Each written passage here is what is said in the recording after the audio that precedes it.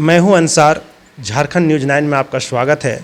और आज मैं रांची जिला अनगढ़ा प्रखंड हेसल पंचायत में मौजूद हूं। और आज मैं एक ऐसे शख्सियत से आपको मिलाना चाहता हूं जो कि पूरे झारखंड में एक सामाजिक कार्यकर्ता के रूप में इन्होंने अपना योगदान हमेशा रहा है।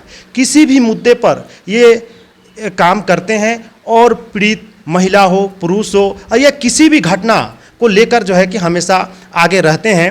और मैं इनसे बात करने की मैं कोशिश कर रहा हूं। क्या नाम हुआ सर? जी, मेरा नाम मुस्तफ़ा अंसारी हुआ।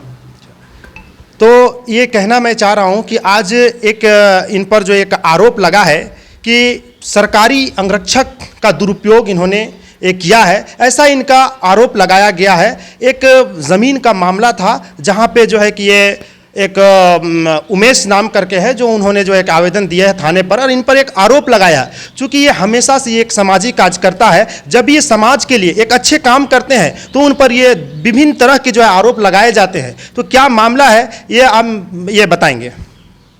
जी, मेरा नाम मुस्तफ़ा अंसारी हुआ और मैं एक सामाजिक कार्यकर्ता हूँ।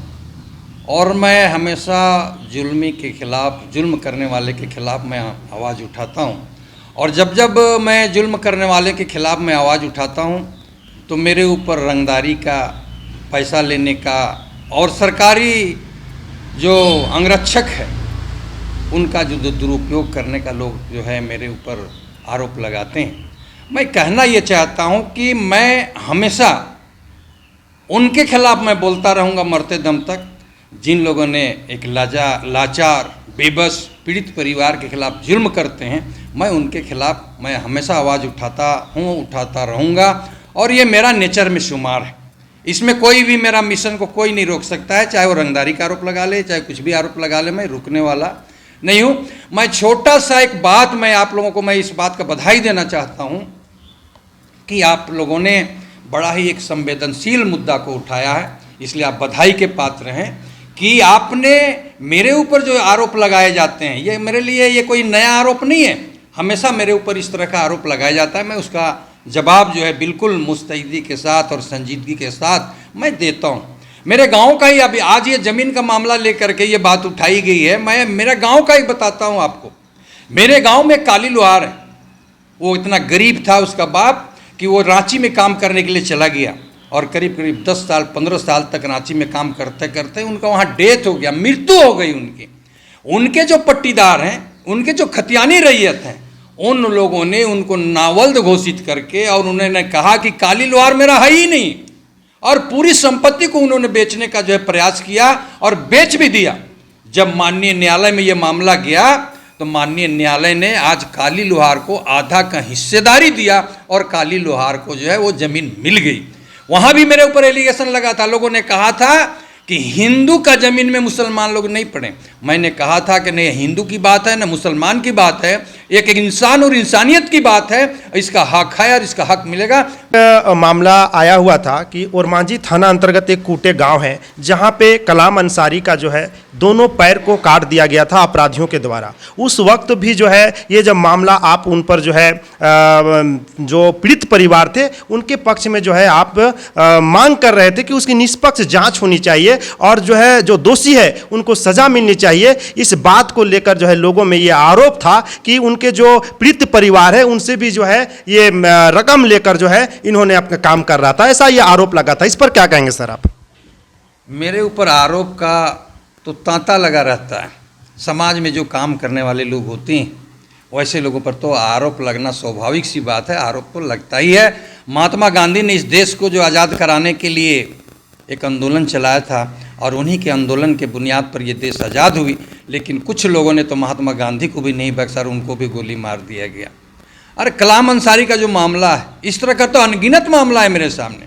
जब कलाम अंसारी का जो है पैर काटा गया, मैं खुद गया वहाँ पर और जा कर के मैं देखा तो खून से वो जो है कि लथपथ पूरा खून जो है फैला हुआ था। उसके दूसरे दिन मैं गया था, मैंने पुलिस को कहा था कि आप इसकी निष्पक्ष जांच करिए और जो निर्दोष हैं उनको सज़ा नहीं मिलना चाहिए, लेकिन दोषीदार किसी हालत में जो है बचना नहीं चाहिए। और मुस्तैदी से मैंने इस बात को आवाज़ उठाया तो लोगों ने कहा कि ये विक्टिम पार्टी से पैसा लेकर के और ये जो है उनकी मदद कर रहे हैं। तो इस तरह का आरोप तो मेरे ऊपर लगता ही रहता है। आज एक आदमी उस केस में जेल में बंद है, दूसरा आदमी के ऊपर जांच चल रही है। कल जो है माननीय उच्च न्यायालय ने एक निर्देश जारी किया है डीजीपी को कि इस संबंध में 18 तारीख को जो है आप ये लिखित जो है दें ताकि उस पर जो है न्याय हो सके। अभी वो भी कॉपी मेरे पास है। तो मैं इस तरह का जो है अन्याय के खिलाफ तो मैं हमेशा माननीय उच्च न्यायालय हो चाहे जो है कि व्यवहार न्यायालय हो, मैं न्यायालय के प्रति पूरा मुझे विश्वास है, मैं उसके प्रति आस्था व्यक्त करता हूं कि न्यायालय में आज भी जो है लोगों को न्याय मिलता है। कलाम अंसारी जो उच्च न्यायालय गया और उच्च न्यायालय ने डीजीपी को नोटिस हुआ है और 18 तारीख को उनको नोटिस के लिए बोला है जवाब देने के लिए। मैं समझता हूं कि डीजीपी महोदय भी इसका जवाब देंगे और उसमें दूध का दूध और पानी का पानी होगा।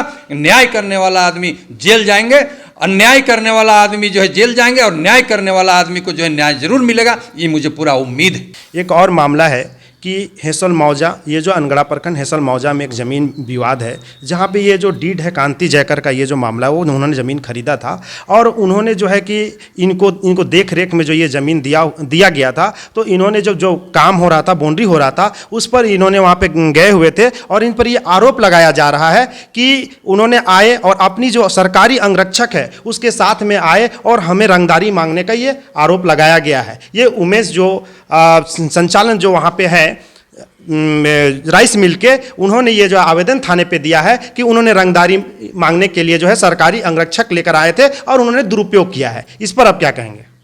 देखिए, सरकार ने मुझे सुरक्षा दिया है, इसलिए सुरक्षा दिया है कि मैं उसका दुरुपयोग करूं।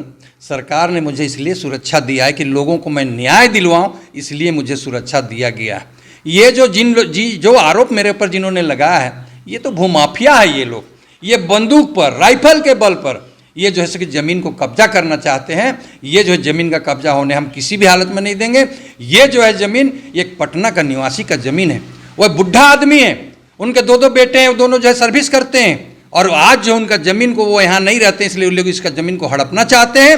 जबकि इस ज़मीन में पुलिस द्वारा, अनगढ़ा पुलिस द्वारा ये माननीय न्यायालय में एसडीओ कोर्ट में जो है 144 के लिए भेजा गया है। उसके बावजूद भी ये लोग जो है सके काम कर रहे थे। मैंने इसका विरोध किया। रात में 10:30 बजे रात को ये लोग काम कर रहे थे। मैं जब लौट रहा था तो देखा कि रात को लाइट जला करके और जैसे कि ये लोग काम में लगे हुए हैं। मैंने कहा इस ज़मीन में 144 लगाओ तो आप कैसे काम कर रहे हैं? तो उन्होंने जो है कि काम तो क्या, उसके बाद में थानेदार को फ़ोन किया, थानेदार खुद वहाँ पर आए और उनको जो है काम बंद करा दिया गया। तो काम जब बंद करा गया तो उसी गुस्से में आकर के उन्होंने कहा कि रंगदारी मांगने के लिए आए थे, अपना बॉडीगार्ड लेकर के आए थे।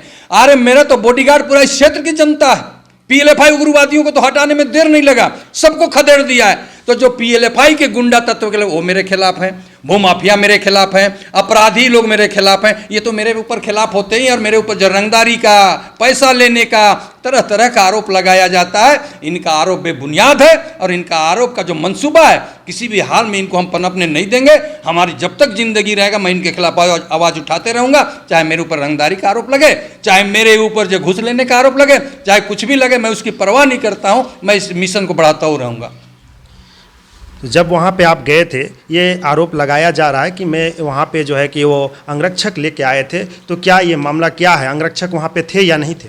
भाई मैं तो कहता हूँ नहीं थे, लेकिन सवाल है कि अगर आपकी संपुष्टि करनी है तो वहाँ जो लोग मौजूद थे उनको पूछ लीजिए, वहाँ जो थानेदार थे उनको पूछ लीजिए और जो अंगरक्षक है उनको पूछ लीजिए ना। वो तो मेरा आदमी नहीं, वो तो सरकार का आदमी है मेरा अंगरक्षक। वो बताएगा ना कि वो आदमी वहाँ पर था कि नहीं था। वो सरकारी आदमी है, मेरा आदमी तो नहीं है। उनसे आप पूछिए कि आप वहाँ पर थे कि नहीं थे, वो आपको बताएंगे थे कि नहीं थे। थाना प्रभारी बताएंगे, वहाँ जो मौजूद लगते प्रदीप महतो था वहाँ पर हमने देखा था, शकील अंसारी था और भी बहुत सारे लोग थे, वो लोग बताएंगे कि उनका बॉडीगार्ड था क्या वहाँ पर। और हाथ कंगन को आरसी क्या मेरा बॉडीगार्ड है, आप उनसे पूछिए, वो आपको जरूर बताएंगे मैं था कि नहीं था।